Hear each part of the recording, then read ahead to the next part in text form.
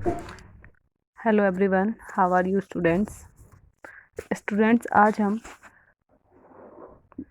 ऋतुराज द्वारा रचित कन्यादान चैप्टर के क्वेश्चन आंसर करेंगे। ठीक है, जैसे क्वेश्चन नंबर फर्स्ट है, आपके विचार से माँ ने ऐसा क्यों कहा कि लड़की होना पर लड़की जैसी दिखाई मत देना।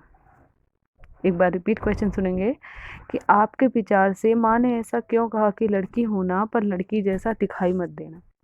ठीक है, तो आंसर है इसका, देखिए जब माँ अपनी बेटी का कन्यादान करती है तो उसे तरह तरह से समझाती है, तरह तरह की बातें बताती है। तो माँ जो उसे सीख देती है, अच्छे से समझाती है, वो इसलिए समझाती है, वो ये नहीं चाहती कि जो अत्याचार आज हमारे समाज में लड़कियों के साथ हो रहे हैं वह अत्याचार उसकी बेटी के साथ ना हो।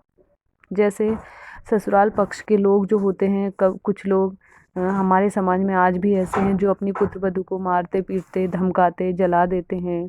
बहुत सी घटनाएं हमारे सामने आती है, तो उन्हीं घटनाओं को सोचते हुए जो माँ है अपनी बेटी को सलाह देती है कि तुम लड़की होना पर लड़की जैसा दिखाई मत देना, यानी कि तुम बेटी तो हो लेकिन बेटी जैसी कमज़ोर मत बनना। यानी कि जो भी तुम्हारे पास अत्याचार हो रहे हो, तुम्हारे साथ जो भी अत्याचार हो उसका विरोधाभास करने के लिए या उसका विरोध करने के लिए हमेशा तैयार रहना। ठीक है, उसके बाद क्वेश्चन नंबर सेकंड पे आते हैं कि आग रोटियां सेकने के लिए है, जलने के लिए नहीं। आग रोटियां सेकने के लिए है, जलने के लिए नहीं। इन पंक्तियों में समाज में स्त्री की किस स्थिति की ओर संकेत किया है। तो जो ये पंक्तियां हैं इसमें यही बताया है कि आग जो होती है वो रोटियां सेकने के लिए होती है या खाना बनाने के लिए होती है, लेकिन जलने के लिए नहीं। ऐसा इसलिए कहा गया है कि समाज में जो लोग होते हैं वो पुत्र वधू को जलाकर मार देते हैं।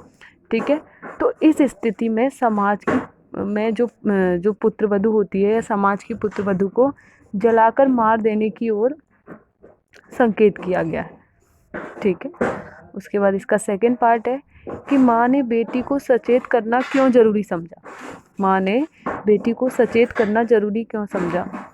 तो जो माँ होती है वो अपनी बेटी को तरह तरह की बातें समझाती, तो क्यों समझाती ये हमें लिखना है। तो क्या लिखेंगे कि माँ ने बेटी को सचेत करना इसलिए ज़रूरी समझा क्योंकि कहीं ना कहीं उसकी बेटी को ससुराल में या समाज में जो भी अत्याचार हो उसका शिकार उसकी बेटी ना बन जाए, इस वजह से उसने उसको सचेत करना ज़रूरी समझा। ठीक है, उसके बाद अगला क्वेश्चन है, पाठिका थी वह धुंधले प्रकाश की, कुछ तुकों और लयबद्ध पंक्तियों की। इन पंक्तियों को पढ़कर लड़की की जो छवि आपके सामने उभर रही है उसे शब्दबद्ध कीजिए। ठीक है, तो इन पंक्तियों में जो ये पंक्तियाँ दी गई है इसमें जो लड़कियां होती हैं उन पर जो अत्याचार हो रहे हैं उनका रूप सामने हमारे उभर कर आता है। यानी कि जो जैसे इस चैप्टर में देखिए माँ है, जो माँ है वो क्या है, वो पाठिका है। यानी कि माँ ने वो सारा दुख झेला हुआ है और उस दुख को वो धुंधली उस दुख की जो धुंधली याद है वो उसके दिलो दिमाग में है और उसी दुख को याद करते हुए अपनी बेटी को सचेत करती है। ठीक है, तो इन पंक्तियों में लड़की पर जो अत्याचार होता है उसके शिकार, यानी कि जो लड़की होती है वो अत्याचार का शिकार हो जाती है, तो वही रूप उसका उभर कर हमारे सामने आए। क्योंकि जो समाज में सामाजिक व्यवस्था होती है हमारी, उसके द्वारा कुछ ऐसे नियम बनाए गए हैं या कुछ ऐसी लयबद्ध उक्तियाँ बनाई गई हैं जिससे जो है लड़कियाँ उसका शिकार बन जाती हैं। ठीक है, क्योंकि समाज में जो लड़कियों की स्थिति वह लड़कों से क्या है, निम्न है। यानी कि हमारा जो समाज है वो पुरुष प्रधान है।